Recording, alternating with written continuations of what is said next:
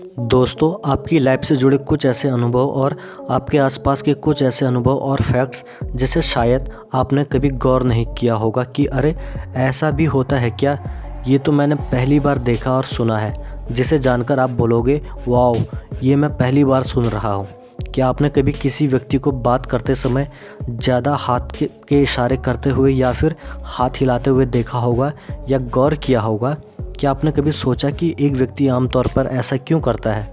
ज़्यादातर लोग ऐसा आमतौर पर इसीलिए करते हैं क्योंकि ऐसे लोग उस समय कोई सच्ची कहानी या सच्ची घटना बताते हैं, और जो लोग इसके विपरीत बोलते वक्त अपने हाथ बिल्कुल बिना हिलाए बात करते हैं, वे ज़्यादातर झूठ या कोई बनावटी बातें बोलते हैं। क्या आपने कभी गौर किया? एक बार ज़रूर बताना। आमतौर पर लोग घरों में कुत्ते बिल्ली पालते हैं और उन्हें फैमिली मेम्बर की तरह मानते हैं, लेकिन क्या आपने कभी जानने की कोशिश की है कि ये पालतू जानवर हमारे बारे में क्या सोचते हैं?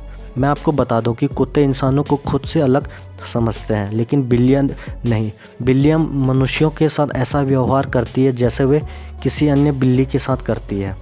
जैसे हमारे बॉडी पार्ट्स में से उंगलियों के फिंगरप्रिंट ही सबके अलग अलग होते हैं, जिससे हम ये आसानी से पता लगा सकते हैं कि ये फिंगरप्रिंट किसका है। ऐसा ही कुत्तों में भी होता है।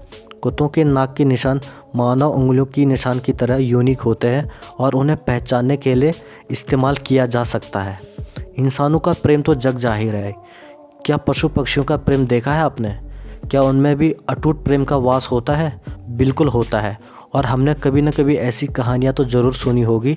एक ऐसा ही उदाहरण हंसों की जोड़ी भी पेश करती है। हंसों का जीवन पूरे जीवन में केवल एक ही साथी जोड़े के साथ प्रेम करता है। एक बार जब उनका साथी मर जाता है तो वे टूटे हुए दिल के साथ वो दूसरा भी गुजर जाता है।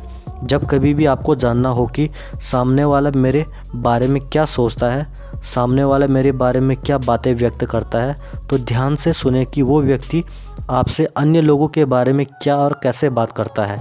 वो ठीक उसी तरह आपके बारे में दूसरे लोगों को भी बताएगा। ये फैक्ट्स मेरे जीवन का असल अनुभव के तौर पर घट चुका है।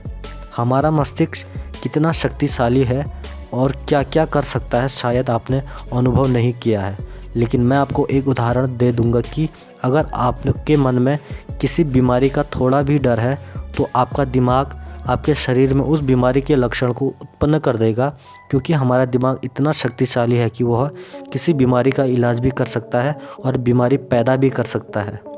यदि कोई अच्छा डॉक्टर किसी स्वस्थ व्यक्ति से कह दे कि आप बीमार होने वाले हो, आप में बीमारी के कुछ लक्षण दिख रहे हैं, तो वो व्यक्ति सच में बीमार हो जाएगा। वो बीमार इसीलिए होगा क्योंकि उसने विश्वास कर लिया है कि उसे बीमारी है। इसे नोकेबो इफ़ेक्ट कहते हैं। जैसा हम बार बार सोचते हैं वो चीज़ें शरीर में घटने लगती है, इसीलिए पॉजिटिव ही सोचें। जानवरों में से कुत्ते ही इतने वफादार क्यों होते हैं? क्या आपने कभी जानने की कोशिश की है?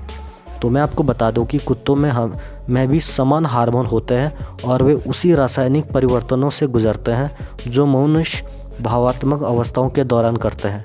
कुत्तों में भी हार्मोन ऑक्सीटोसिन होता है जो मनुष्य में दूसरों के लिए प्यार और स्नेह महसूस करने के साथ शामिल होता है।